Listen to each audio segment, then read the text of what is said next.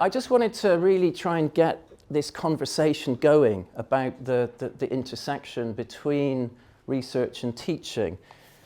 And as you all know, we have Action for Wisdom, which is the teaching strategy. And you've all seen that, right? The UL graduate attributes. And my argument would be that actually by effectively integrating teaching and research, we can actually really bring out these graduate attributes. So, for example, we want curious students, we want problem solvers, we want critical thinkers who are knowledgeable, inquisitive and imaginative. That to me is the essence of doing research. We need agile graduates who are open-minded, independent, adaptive, flexible, responsive in actions. We need courageous students who are taking risks. They're tenacious, they're resilient, they're robust. I don't know about you, but those are all things you actually learn when you're trying to do a PhD. Transformative. My role is Transformative Pedagogy's lead. How are we going to reframe frameworks and habits of mind to get students, and indeed us as lecturers and researchers, thinking in different ways? We need them to be enterprising, innovative. How can they apply their research to problems and solutions in the real world?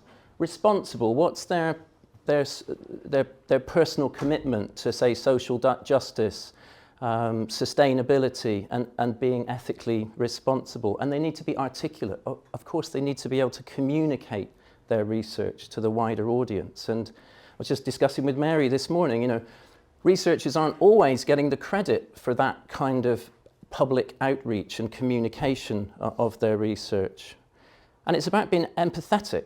Who are you researching for? What solution in society do you want to address and perhaps aim to solve at least? And how do you collaborate? Maybe we're way beyond the world of the lone scholar these days. We need collaborations in order to be effective researchers. And of course, the flip side of that, and I really love the fact that the teaching and the research strategies are kind of flips of each other, because obviously the research strategy, as we all know, is called Wisdom for Action. So they're two sides of the same coin, which I actually think is really interesting. And specifically, Wisdom for Action is focusing on sustainable society, inclusive society, smart society, and healthy society. And I think you'll hear about a lot of those things in the talks today.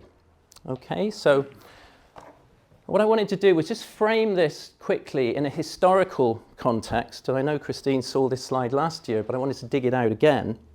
Have I got a pointer on this? Doesn't matter. If we go back to von Humboldt, okay, this is from the kind of Humboldtian school of German education.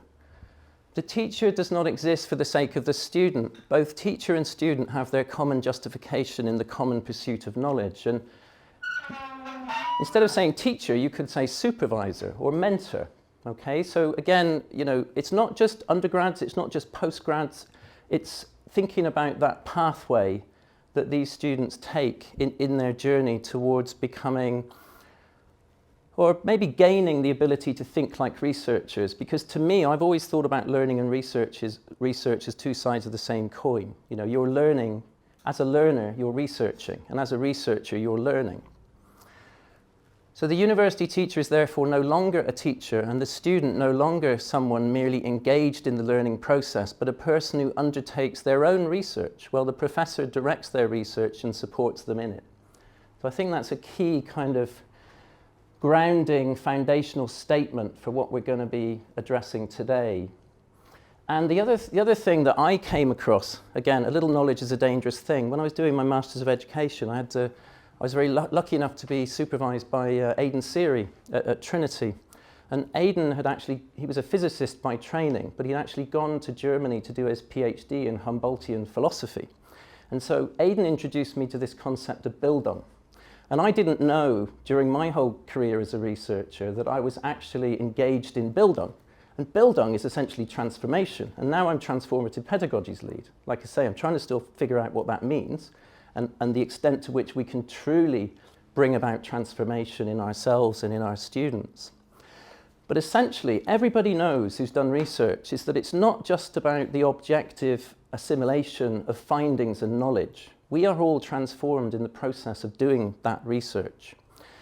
It's a self-transformative process, which is this Germanic concept and this Humboldtian concept of Bildung. So a view of education as self-transformation, self-authoring, which is the process of Bildung. Apparently, my German isn't great. My son is much better at German. But this process of Bildung is hard to kind of formalize in one word in English. But essentially, that's the essence of it. So then just to finish off here, to kind of frame what it is we're going to be looking at today in terms of integration of research and teaching and having that critical conversation. I mean, criticality is all about literally critiquing what it is we do and having a conversation about it, you know, asking ourselves questions about it. Can we do things better? Teaching can be divided up into the following areas if we're thinking about this nexus of teaching and research. We can have research-led teaching, research-based teaching, research-oriented teaching, and research-informed teaching. And this is Mick Healy's work.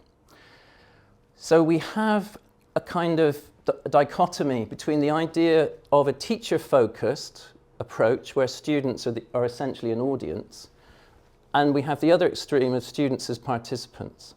And we have extremes on the x-axis here, an emphasis on research content, and on the right side, an emphasis on research processes and problems.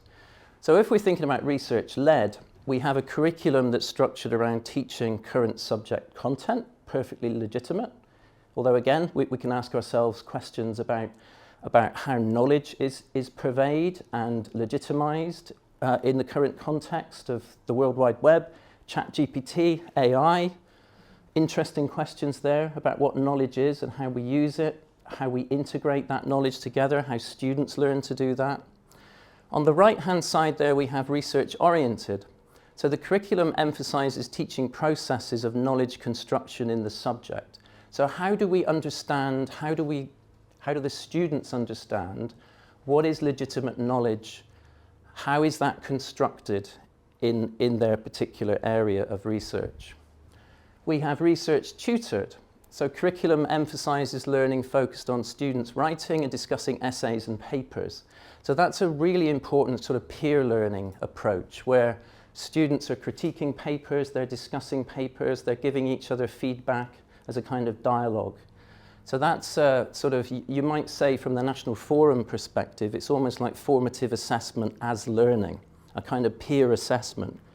Through discussing with each other, they're effectively learning. And then we have research-based. You know, the curriculum emphasizes students undertaking inquiry-based learning, and you could say problem-based learning as well. Again, the engineering curriculum here is very much based on a problem-based learning approach. Final year projects. Obviously, that's the first time that students really get an opportunity to delve down into a research question and really explore that. But we mustn't forget about the postgrads in this either, because there's a tendency to say, well, the postgrads are just doing research. But we mustn't forget that the postgrads are students, okay? So how do we encourage those postgrads to think about their research project as a process of learning? And going back to this concept of Bildung, how can they recognize that they are being changed in the process? So actually there's an argument for bringing lots of reflection in here as well, lots of reflecting on the process, lots of thinking about thinking, which is the metacognitive piece for any psychologists here, you know. So there's metacognition, thinking about thinking, there's meta-reflection, reflecting on the way you reflect. So anyway, that's enough from me, but I just wanted to frame this with regard to those particular things that I personally find really kind of interesting and valuable when thinking about this intersection of teaching and research.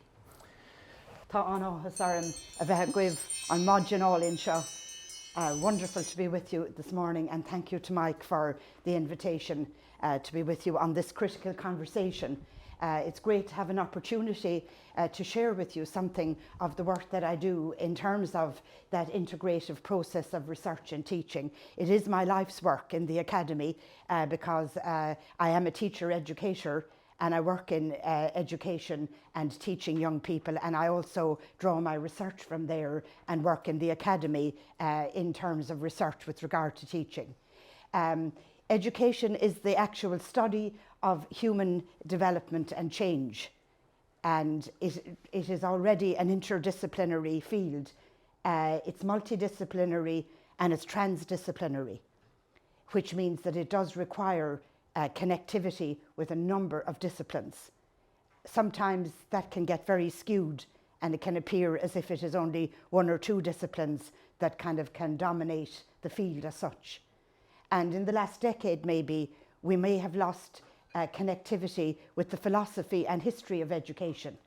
The history to tell us where we've arrived at, and the past, and to learn our lessons from history, and the future, the philosophy very much being the visionary and the dreamer part of education, to say where's the possibility for a future, for a better world, for educated people to get out there and make a difference in the world. So it's a fascinating topic, and it takes quite a while to get a perch on where one is coming from. And that positioning of self is very important for any teacher, because if we were only really stretching young people in the canon of knowledge, it would be really easy. That's all we'd be worried about, is getting the knowledge into the students somehow, whether transmission or acquisition or nicely or facilitating or whatever. But no, John Dewey in the 1930s said that democracy is changed in every generation. Democracy has to change in every generation to suit the needs of the society, and that education is the midwife of democracy.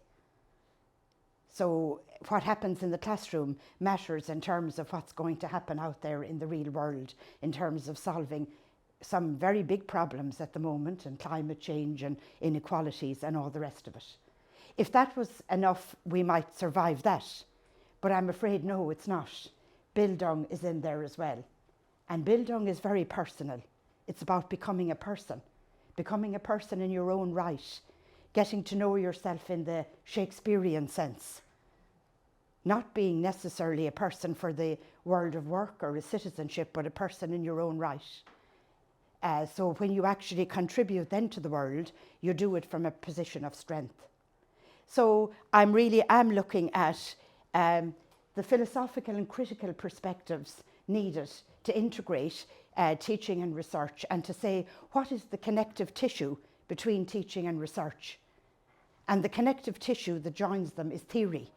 We think with theory, we think with philosophers, we think with conceptual understandings to be able to reveal our theoretical underpinnings, to be able to share them, to make sure that facts are not set free, floating around the world as if they're money running around the world, that they're connected to theoretical underpinnings, and that therefore we can argue with evidence and reasoning.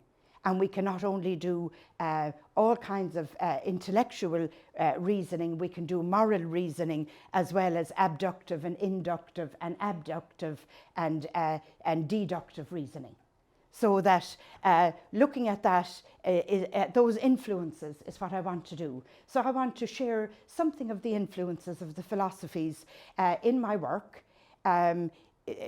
where I stand in terms of teaching, and how that actually works really well with what is the, if you like, the policies now on how we should teach for excellence. Be very competent and skilled, and all of the things we must do to facilitate young people. But all the time remembering that when we're teaching the knowledge, we're not only teaching the knowledge, we're also forming young people in different ways, and whether we like it or not, there's some formation going on.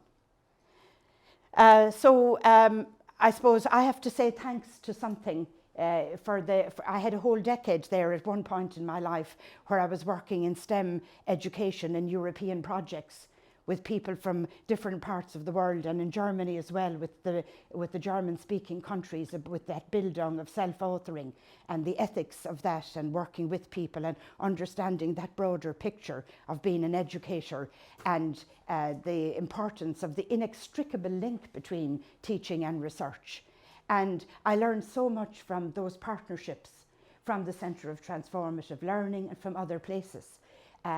They helped me begin to grasp, if you like, that how can I live in that outrageously complex puzzle and still find a perch and still know how to do good work, particularly when we are in pursuit of a changing canon of knowledge. It's a very privileged and wonderful place to be in an academy seeking the pursuit of knowledge and always looking for the new out there. And what I got from my undergraduate work at master's and bachelor level in chemistry, when I graduated in my years of teaching chemistry and physics and honours maths, what I really got was that gift of scepticism. That, you know, there's always something new. We must remember that the academy doesn't have everything worked out and always has space for that not yet thought. So when we're looking at the philosophers, the work of Freire, who's a critical feminist thinker, is very important in my work because he always sees the human being first. You see the person first and then you teach them whatever you're teaching them, whether it's physics or French or Irish or whatever it is you're teaching. You see the person. You dialogue with the young people. You lower the power relations between them. You're not trying to get rid of the power relations. You lower them. You want to make the democratic classroom. And he also has teaching as relational and ethical. So it's not just a one-way street. Now, often in the literature, it is perceived as if it is just an excellent instruction, and you follow the recipe for excellent instruction. But actually, good teaching happens in the space between the teacher and the student. It's the same as any relationship. Relationship work is between two people. It's never just a one-way street. It always happens in the middle. And it depends on the students must come with us if we want student engagement. They have to do something as well as we have to do something. And of course, as teachers, we will try and do all sorts of things to try and stir that curiosity and imagination. But a lot of his readings have been, if you like, not done so much in terms of his pedagogy of hope. We cannot present young people with a picture of doom and gloom. A humanity out there in the bigger world we don't have. When we look at the news every day and we look at what's happening around the world, you couldn't be jumping up and down in excitement with us as a species to say how we manage the planet and how we take care of our dwelling home in the planet and how we look after one another in the big picture. But at the same time, we cannot as educators come to the young people with a picture of doom and gloom. We have to give possibility, transformative possibility and hope. So Mike Seale's work on hopeful pedagogies in higher education is very interesting for me because we're working as teachers and as educators in the cracks and spaces that actually have transformative possibility and realistic hope without being naive. That's the big piece. It's not a naivety. So it's like very much there are issues. How can we become problem solving? But I'm also interested in not only saying to young people that they must learn all the skills of problem solving, we also must learn the skills of problem posing and keeping questions open and actually holding them open, because actually some of the big questions in the planet today will require collective answers. So not just one individual solving problems. So the other philosopher is actually a psychologist that I bring in here, is that Lee Shulman was what was called, he'd be one of the founding fathers of the systematic study of teaching. That happened in the late 80s, early 90s. What we get now today is research in teaching. All comes from the Shulman thinking. That actually teaching isn't just seat of the pants, intuitive work, although it is that. It has an art to it, but it also has a science. It also has got hot knowledge. You're not the cameraman in the football match. You're actually stuck in the middle of the game when you're in teaching. You're in there with the students. But you have to be able to have working towards objectivity, counterintuitive knowledge, working with that all the time, the cool and the hot working together, the research and the teaching, inaction, reflection, on action. So Shulman said teaching is outrageously complex, but it needs philosophical, critical and empirical literature to inform the visions and the dreams of teachers. I'll also take two other quotes from him, because he was concerned about what the community of educators might do with it. So he said, we must achieve standards that uplifts the profession. Everyone's agreed we must be competent and we must be skilled and have standards. But he said we have to be very careful that we don't come with an overly technical image of teaching that has a scientific enterprise that has lost its soul. So we must have space for human authoring, human development, becoming a person in your own right, with your own uniqueness. Now, not only is the philosophy of Bildung coming back into the education literature, even in the science education literature and the STEM education literature, coming in very hugely. There's also a lot of literature on Confucian thinking in the Asian countries around this holistic view of education.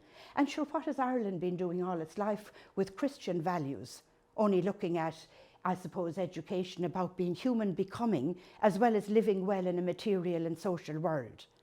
And of course, the argument there is whether you believe that people have an inner soul life that is worth minding and caring for, as well as living in it with an external life in a social and material world. Those are the arguments that are happening in the philosophy. So he's afraid that if we go so much into having it all tightly defined, that we are not keeping our foot in the door and keeping the door open enough, that we might injure the profession, and we actually, rather than improve it. So I think that's a very good wisdom for us now, for the simple reason that in my own PhD study, which was a STEM study of teacher education between Ireland and Norway, I learned of that, I suppose, that real inherent danger in actually bringing the profession into a space where it is kind of following lists of steps. So 2 minutes, okay. So I have an ontological puzzle. We are living in the contradictions of our practice. It isn't straightforward. We are working with that advanced relational and holistic picture, seeing the young people, engaging with them, giving them responsibility, wanting them to think critically, not only in terms of analysis and evaluation, but in critical consciousness about how do they wear that education and bring it out and make a difference to a just global world. I've written papers on good teaching that have taken those ideas on board. I've written papers on teacher professional learning in different papers that have taken the ideas on board. I work with others in the academy all the time, trying to refine my own position. And I regard it as a triple science, not only working with the canon of knowledge, but also critically examining oneself all the time. Reflexive, not only reflecting on what I do, but reflexively on becoming a person myself, and that journey for me being important as an educator. It stops me becoming what Bourdieu said, engaging in symbolic violence, that education can become symbolic violence if you aren't an aware teacher, a person who's critically aware of what you're doing yourself and what your role is in the classroom. So I have a huge number of partnerships in learning, developed innovative ideas that that heads of department and different people have been able to support here in UL and elsewhere. Having teachers as researchers and residents in schools, having boundary crossing partnerships, because I suppose if you say in a nutshell, what do I think teaching is? Well, I think it's an advanced professional practice, but it is for emancipatory purposes. And that holds the Bildung in place. Okay, so I've told you about my interest in democracy, and so I'll finish by saying, is democracy merely participating in what's already there, or are we co-constructing the world all the time? That's the big question. Is it already fixed and static and we just want people to become inducted into what we have? Or are we co-constructing the world together to make a just global world? And so that's the inextricable link for me between teaching and researching, and the connective tissue is thinking with theory, thinking with philosophers, and trying to keep that space together in that, what I call the triple science. So thank you very much.